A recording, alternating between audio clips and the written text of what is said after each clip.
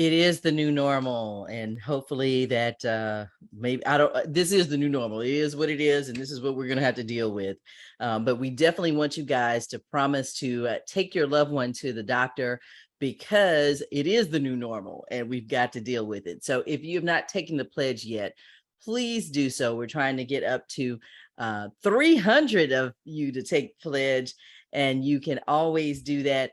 Dr. Grace, that number again, 545454, and you put the word doctor in where you would send the message, and then the survey link will come to you. So again, text the word doctor to 545454. Also, don't forget, stick around toward the end. We have some giveaways. I heard there's some cash involved. Make it rain. Where the money at? Where the money at? So, but yeah, we're going to be giving away some gift cards, cash gift cards. So stick around for that as well. Right now, we're going to be talking about what is the new normal, and that's what's happening right here in the world right now. COVID, boosters, and optimizing your health. We have Lisa Jacques Carroll, an independent consultant with over 20 years of immunization experience working at the state, national, and international level. Ms. Jacques Carroll has worked for CDC's Global Immunization Division, and she currently consults for the Association for Immunization Managers, immunize.org, and many other organizations. She holds a master's degree in social work from Michigan State University. Dr. Yabo Basolo, and I hope I got that right or somewhere like that. You please correct me, is a pediatrician with over 20 years of experience in private practice and urgent care settings. She is also a public health professional with several years of work experience at the Centers for Disease Control and Prevention, CDC, and the Immunization Services Division. So thank you very much, both of you, for being here.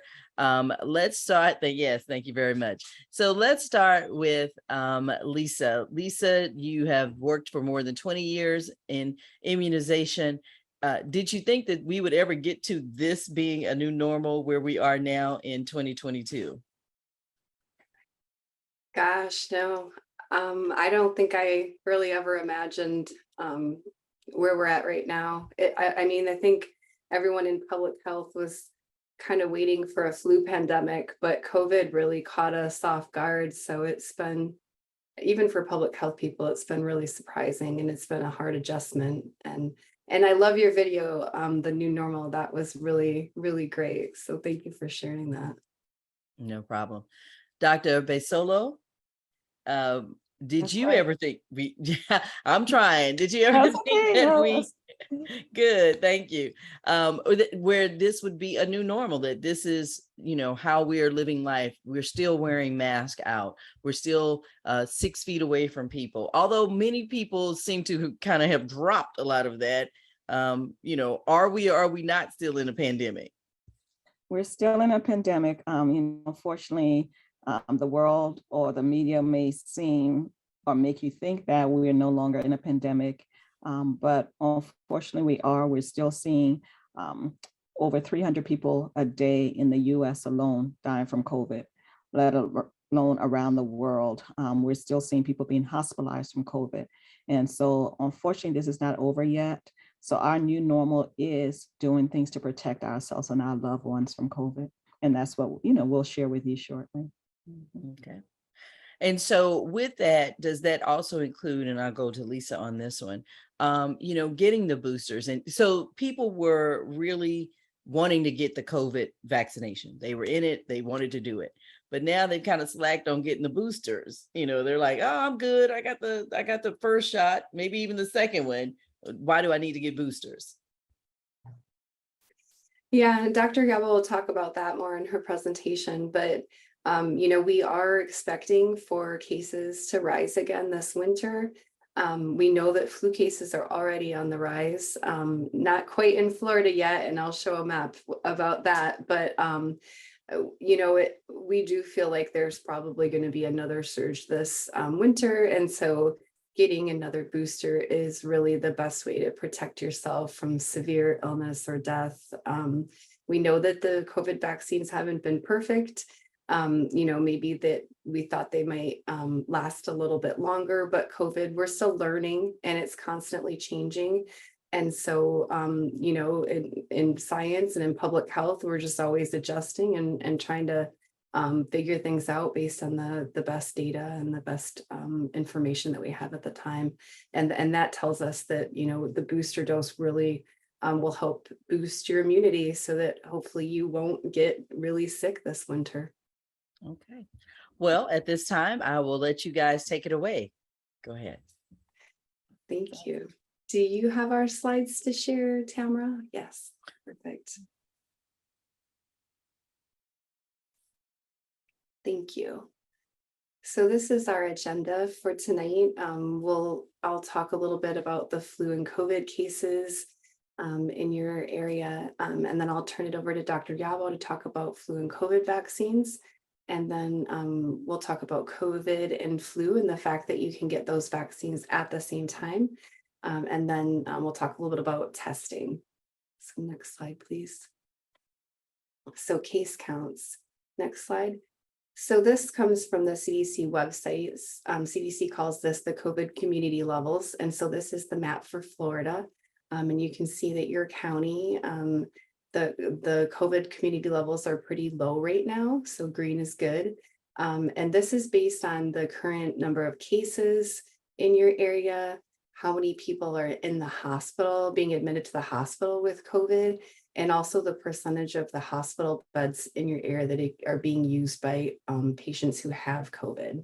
So we're kind of in a low period right now. And then switching to COVID vaccine rates, this shows that you actually have really high vaccination rates for the primary series. So that in most cases are those first 2 doses that people get of the Pfizer or Moderna vaccines, or if you got Johnson & Johnson, that would be that 1 dose of Johnson & Johnson. So 70% is a pretty good vaccination rate for that primary series.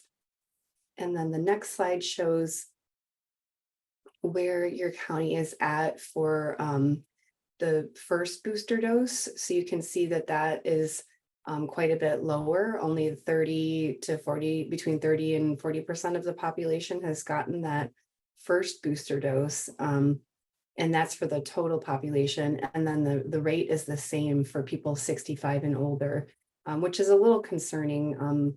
We would hope to see a little bit higher rates than that. And especially for our older population who are, more at risk of having severe complications from COVID disease. And then this shows the flu activity that's going on. And I just kind of cut out the southeast region of the United States from the US map.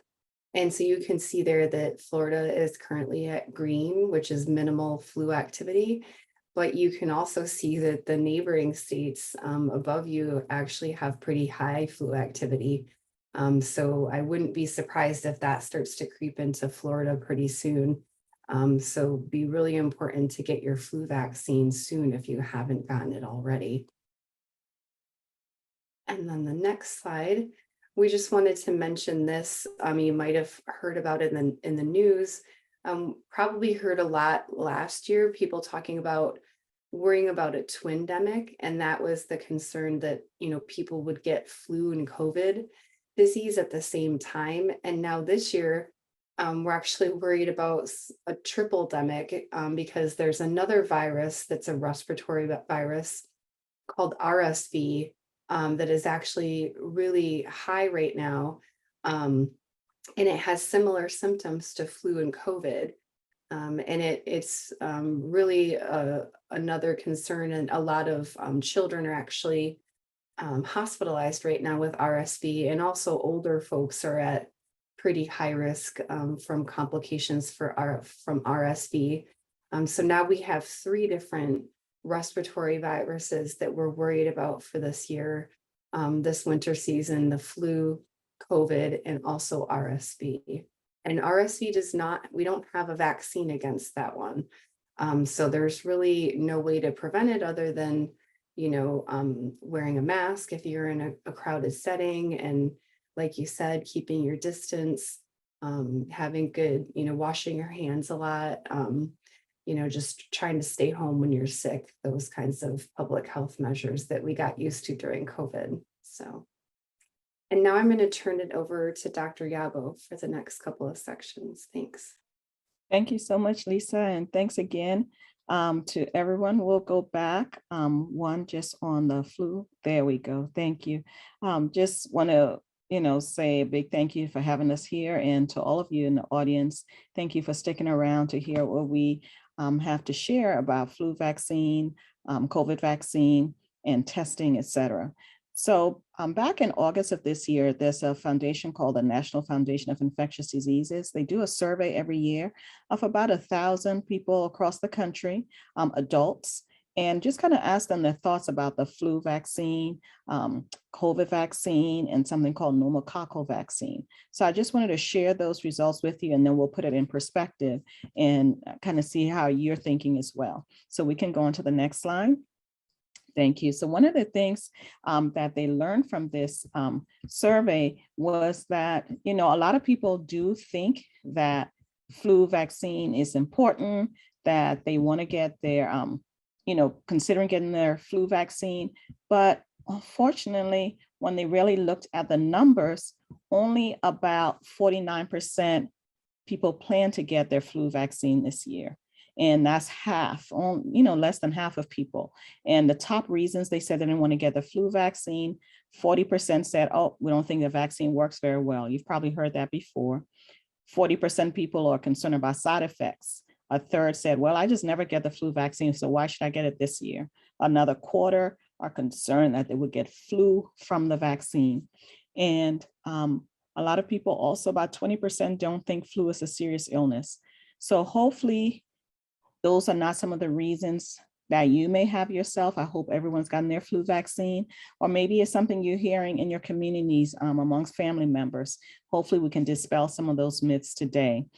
So start typing in the chat if you have any of those questions as we move on through the slides. On the next slide, what was also worrisome is that nearly 1 in 5 people who are at high risk for getting very sick from the flu, and we'll talk about those people in a minute. Those are people with asthma, diabetes, heart disease, lung disease, people who, if they get the flu, it really causes their underlying illness to get worse. They could end up in the hospital, they could die. Only 80% of them want to get vaccinated, but 22% do not plan on getting vaccinated. So that's pretty scary that they're at higher risk, but also feel that they should not or do not need to get vaccinated. Another illness we wanted to bring light to on the next slide is something called pneumococcal disease. Pneumococcal bacteria causes pneumonia. It can cause infection in your bloodstream. It lands a lot of people in the hospital. A lot of people are hospitalized and also can die from this. So this is another vaccine that we want people to get. And a lot of people also here are, have concerns or hesitant. So our role here today is to try to talk you through some of the reasons why we think people should get vaccinated. So on the next slide, thank you. Want to dispel the most common myth. It's not just the flu. Yes, some people think, oh, it's just a stuffy nose, it's a head cold. But if you've ever had the flu, it hits you like a ton of bricks. You are down for about 3 to 5 days if you've truly ever had the flu. And anyone can get very serious illness or life-threatening illness from the flu, especially healthy people even. Unfortunately, every year we hear of healthy people who are dying from flu. If it's not from flu itself, it's complications. They may get pneumonia on top of it. Flu by itself can lead to heart attacks and strokes in people. Few weeks after you recover, you think you're well, and those things can occur, especially if you have underlying disease, such as someone who has a heart illness or heart condition. There are some people who are at even higher risk for getting very sick or dying from the flu. These are very young people under the age of 5. You're probably hearing in the news, so many kids in the hospital right now. They're overwhelming hospitals with either COVID, flu, or RSV. Older adults, because as we grow older, our immune systems are weaker, they're more at risk. People who are pregnant, And then people with those underlying medical conditions that we talked about, such as asthma, diabetes. So for example, if you have diabetes, you're coasting along well, your sugars are stable, you get the flu, unfortunately, at that point, the flu itself, that virus attacking your body can cause everything to get weaker, and now your sugars are out of whack. So you end up in the hospital because your diabetes may be out of control now, and also you have flu on top of that.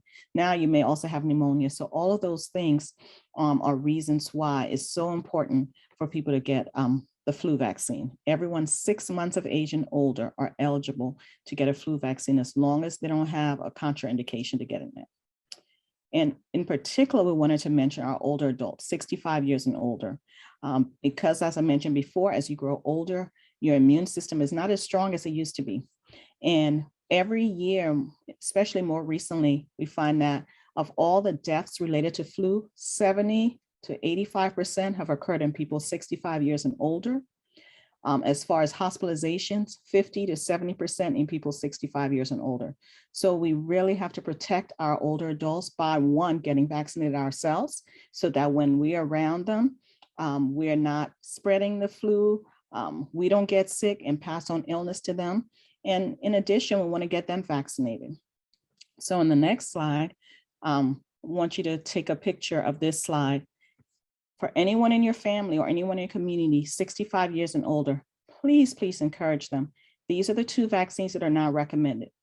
They should not be getting the routine regular flu vaccine that the rest of us get. They need a higher dose flu vaccine, or what's called an adjuvanted. It has an extra protection in it. And it really helps those who are 65 years and older. So that's a new recommendation this year. And we're making sure that we spread the word. So we want all of our older adults to be safe.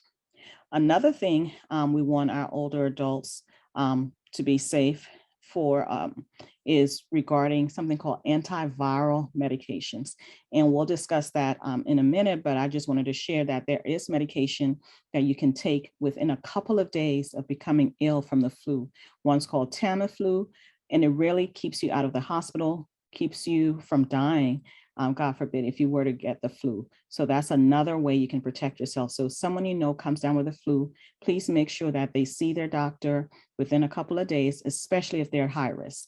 So I'll stop there and turn back to Lisa, and then I'll be back shortly to join you all. Thanks, Dr. Yabo. Actually, I thought you were covering the COVID vaccines. I'm sorry. Oh, no problem. No problem. I will do that. I think I may have got the numbers mixed up. So let's talk about COVID vaccines for a second. So we already talked about the bivalent booster. Our host mentioned that earlier when we started. What does that mean? Everyone 5 years and older now is recommended to get this new updated booster. It's called bivalent. Some people call it an Omicron booster. And really it just means bi means 2. So it's got 2 strains. It protects you against the original COVID strain that we've been seeing since December of 2020, as well as the Omicron variant. We hear a lot about this variant. Viruses always try to trick us.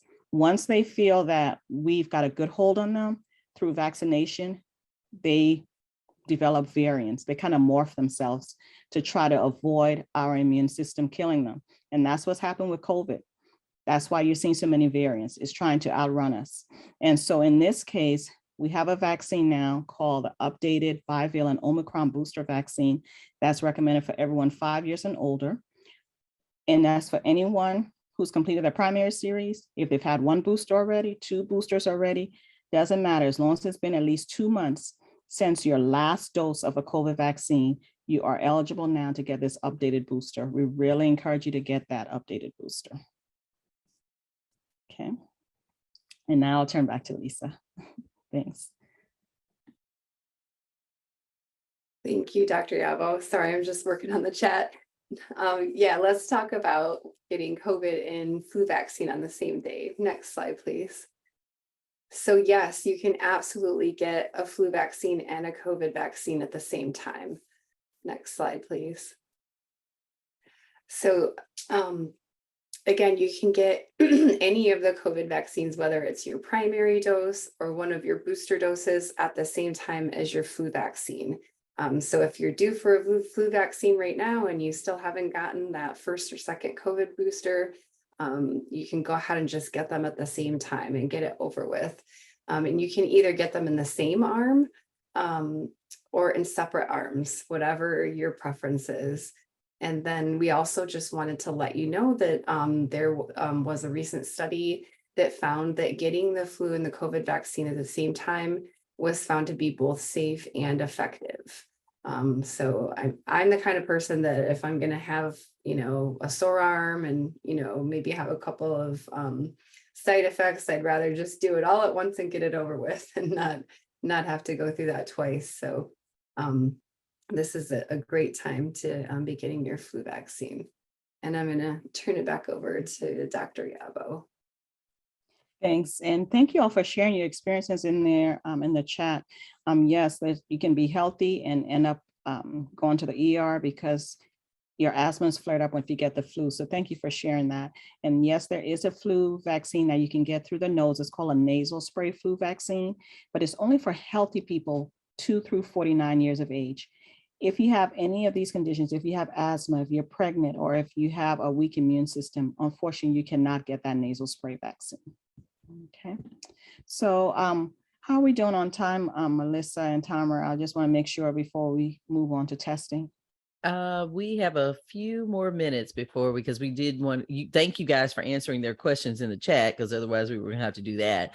But we've got maybe about 3 more minutes. Okay, so we'll just quickly go through testing. So we wanted to make sure we mention that testing is still available, and we can go to the next slide, for both COVID-19 and for the flu. So when should you test for COVID? If you have symptoms, please test. Don't sit around and get more sick at home wondering, is it the cold? Is it COVID? Is it the flu? Or potentially spreading to other people, especially if you live in a household with someone who's at high risk. So you definitely want to get tested. You can either use a home test, as we can see on the next slide. You can go to your healthcare provider's office if you have one. You can test at a pharmacy or other testing site. So those are the ways you can test. And what do your test results mean? So if you have a positive test result come back, more than likely you have an infection. There's no need to worry about, well, is it a true test? Not when we have a lot of COVID virus around and you test positive, it truly means that you're positive. So it's best at that point to start isolating yourself, taking precautions. If you're getting sicker, seek help. Do not stay at home and get worse. What about if you test negative? Now, especially, for example, if everybody else in your house tested positive and you tested negative, 1, it could be you didn't get a good enough swab. 2, it wasn't a good test. That's when you want to follow up with what's called a PCR test, which is the more accurate test. And you can get that at a local pharmacy, et cetera, or your healthcare provider's office.